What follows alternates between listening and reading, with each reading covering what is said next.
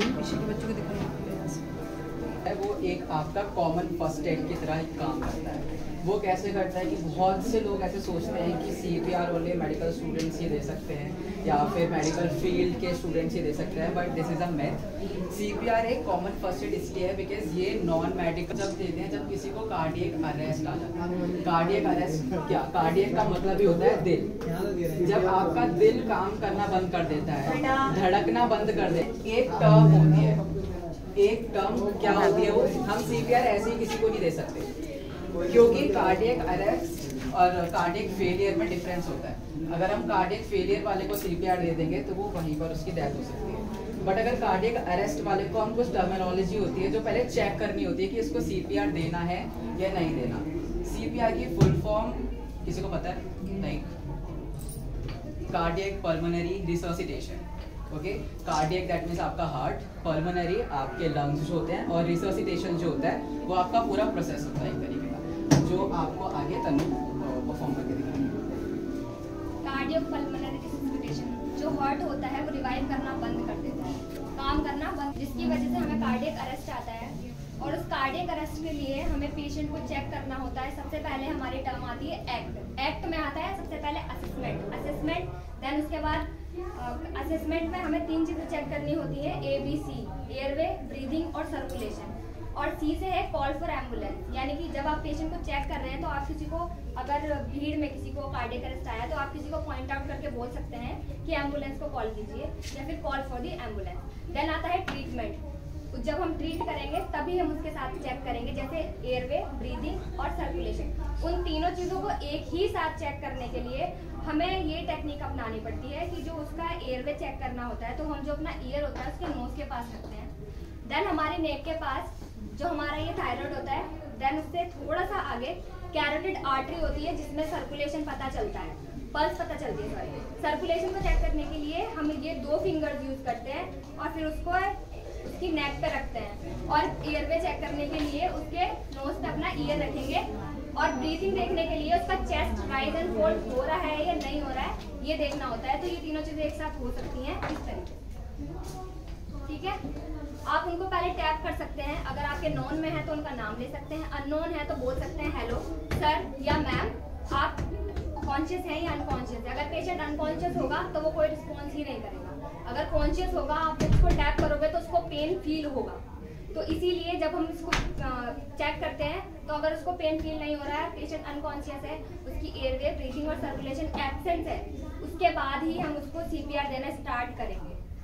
तो CPR की 30 compression और 2 रेस्क्यू और ब्रीथ होती है, 30 कंप्रेशन और 2 रेस्क्यू।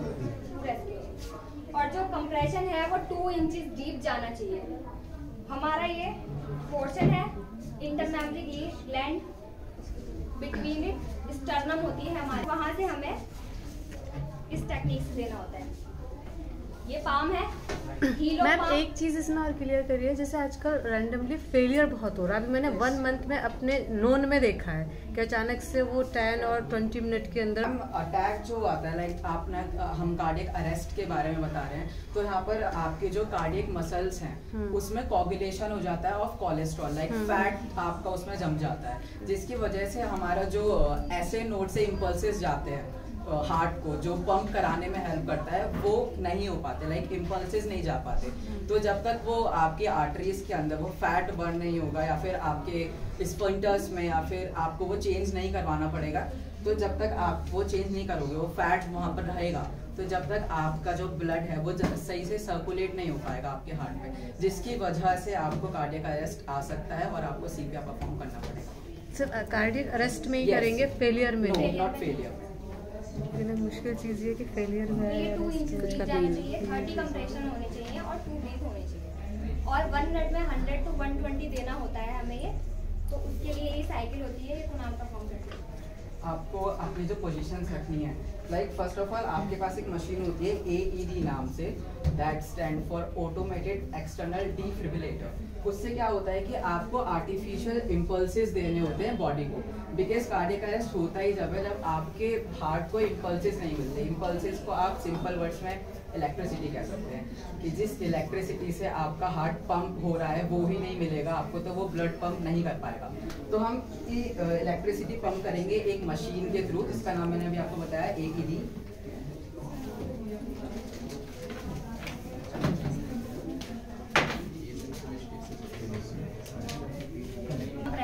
और टू रेस्क्यू और ब्रीथ देने के बाद ही परफॉर्म करनी होती है। Here is the patches. ये पैचेस है, इन पे लिखा हुआ है, I mean इसमें दिखा रखा है ये कहाँ पे आपको अटैच करने हैं, कहाँ पे पैचेस। और यही पैचेस हैं जो आपको इम्पल्सिव दैट मींस इलेक्ट्रिसिटी देने में हेल्प करते हैं फॉर द पेशेंट।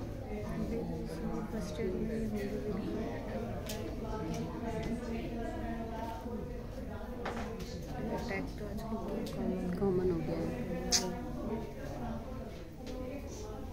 मेरे भाई के पास भी था, सारुल के पास, मेरे भाई के पास भी, लेकिन किसी और चीज़ के लिए। बहुत अच्छा है ये लीड्स में कनेक्ट होती है, 2 लीड्स हैं जो दोनों पैचेस में कनेक्टेड हैं। देन उसके बाद ये ग्रीन बटन दबाना है और जब ये हमें बोलेगा इसमें जितनी भी सारी इंडिकेशन है ये परफॉर्म करेगा, उस टाइम पे हमें पेशेंट को टच नहीं करना होता है क्योंकि ये शॉक प्रोवाइड करता है, तो उससे आपको भी शॉक लग सकता है। और ये मशीन आपको खुद ही सारी इंफॉर्मेशन देगी कि आपको कौन कौन सा स्टेप करना है। ध्यान से सुनना। Analyzing heart rhythm. अब वो आपके हार्ट रिदम को Do एनालाइज कर not रहा है। touch the patient. पेशेंट को टच नहीं करना है हमको। Shock advised. Charging. जो मशीन है वो चार्ज करिए, दैट मींस वो Stay shock clear of the patient. Deliver shock now. Press the orange button now. Shock delivered. जब ये बोलता है Start CPR. सारे इंडिकेशन ये खुद ही देता है आपको, और उसके बाद जब हम आप CPR देते हैं और ये अपना काम कर देता है, उसके बाद आपको CPR देना होता है। और जो टू रेस्क्यू ब्रीथ होती है उसकी भी टेक्निक होती है, ये एम्बू बैग है, ठीक है। तो ये C और E की टेक्निक से पकड़ा जाता है। जब हम कंप्रेशन कंप्लीट कर देते हैं, इतना कंप्रेशन देखते हैं, आपकी पोजीशंस हाथ की ऐसी रहेंगी, आपको दोनों हाथ ग्रैब करने हैं। कौन सा हाथ ऊपर रहेगा? Dominant hand. डोमिनेंट हाथ आपका ऊपर रहेगा, बट अगर आप लेफ्टी हो और लाइक राइटी हो तो it just depend on you कि आपका कौन सा डोमिनेंट हैंड है। सो आपको बिल्कुल मिडिल लाइक आपके स्टर्नम पे जो आपकी इधर की फ्रंटल बोन जो होती है वहाँ पर आपको कंप्रेशंस देने हैं 30, ओके। और 2 इंचेस डीप होने चाहिए, like 1 2 3 4 5 6 7 8 9 10 11 12 13 14 15 16 17 and up to 30। And फिर इसके बाद आपको ब्रीथिंग भी देनी होती है जो आपको बैंबू। ये थोड़ा सा स्लो था कंप्रेशन इसलिए Yes. ताकि आप लोगों को समझ समझ में में आए, आए। बट ये जल्दी बहुत आपको जल्दी थोड़ा जल्दी जल्दी देना होता है ताकि हम पेशेंट को रिवाइव कर सकें। तो ये C और E की टेक्निक से इसलिए पकड़ा जाता है, इसका हेड थोड़ा सा लिफ्ट करते हैं। C इसलिए ताकि हम इसको इसकी नोज पे प्रॉपरली पुट कर सकें, और E की टेक्निक इसलिए ताकि जो हम इसको प्रोवाइड करेंगे ऑक्सीजन वो लीक ना करे, इसलिए E की टेक्निक अपनाते हैं। तो C ये रहा और E यहाँ है। तो 1001 एंड 1002 ये इसलिए किया क्योंकि जो हमारा एयरवे का जो रेट है उसके मैनेजमेंट के लिए हम इनहेल करते हैं, एक्सहेल करने के लिए भी तो बोलते हैं ना। तो इनहेल के बाद थोड़ी 1001 एंड 1002 का गैप इसीलिए लिया जाता है। बस इतना ही है। So this is your like practical और for CPR. ये था एडल्ट का, बट इन इन्फेंट अगर इन्फेंट की बात करें तो उसमें अगर 2 रेस्क्यूअर हैं तो 15:2 होता है। सॉरी, सिंगल रेस्क्यूअर है तो 15:2 होता है, और अगर 2 रेस्क्यूअर है तो 30:2। Infants, that means आपके children जो पीडियाट्रिक होते हैं, बच्चे होते हैं छोटे, उनका थोड़ा अलग है, उनको थंब से और 2 फिंगर से दिया जाता है मिडल जैसे बिकॉज इधर ही उनके है। बोन्स जो होते हैं वो हमारे इतने स्ट्रॉन्ग नहीं होते। That's why. So, ma'am,